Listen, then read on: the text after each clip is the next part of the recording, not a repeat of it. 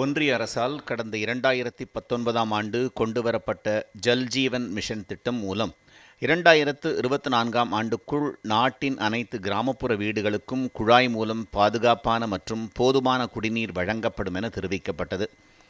இந்த திட்டத்திற்காக கடந்த பட்ஜெட்டில் 67,000 கோடி ரூபாய் நிதி ஒதுக்கப்பட்டது. இந்நிலையில் ஜல்ஜீவன் மிஷன் திட்டத்தில் மிகப்பெரிய அளவில் முறைகேடுகள் நடைபெற்றுள்ளதாக புகார்கள் எழுந்துள்ளன.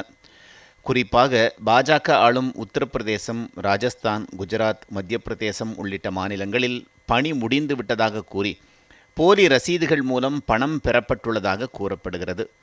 இந்த விவகாரத்தில் 621 துறைசார் அதிகாரிகள், 969 ஒப்பந்ததாரர்கள் உட்பட 4,000க்கும் மேற்பட்டோர் மீது நடவடிக்கை எடுக்கப்பட்டுள்ளது.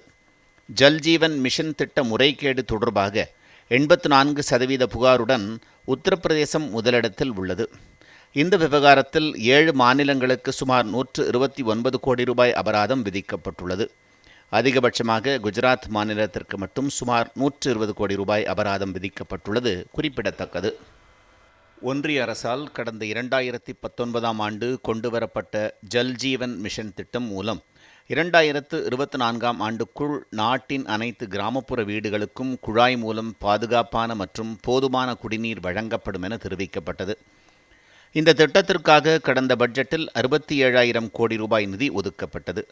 இந்நிலையில் ஜல்ஜீவன் மிஷன் திட்டத்தில் மிகப்பெரிய அளவில் முறைகேடுகள் நடைபெற்றுள்ளதாக புகார்கள் எழுந்துள்ளன. குறிப்பாக பாஜக ஆளும் உத்தரப்பிரதேசம், ராஜஸ்தான், குஜராத், மத்திய பிரதேசம் உள்ளிட்ட மாநிலங்களில் பணி முடிந்து விட்டதாக கூறி போலி ரசீதுகள் மூலம் பணம் பெறப்பட்டுள்ளதாக கூறப்படுகிறது. இந்த விவகாரத்தில் 621 துறைசார் அதிகாரிகள், 969 ஒப்பந்ததாரர்கள் உட்பட 4,000க்கும் மேற்பட்டோர் மீது நடவடிக்கை எடுக்கப்பட்டுள்ளது. ஜல்ஜீவன் மிஷன் திட்ட முறைகேடு தொடர்பாக 84% புகாருடன் உத்தரப்பிரதேசம் முதலிடத்தில் உள்ளது. இந்த விவகாரத்தில் 7 மாநிலங்களுக்கு சுமார் 129 கோடி ரூபாய் அபராதம் விதிக்கப்பட்டுள்ளது. அதிகபட்சமாக குஜராத் மாநிலத்திற்கு மட்டும் சுமார் 120 கோடி ரூபாய் அபராதம் விதிக்கப்பட்டுள்ளது குறிப்பிடத்தக்கது.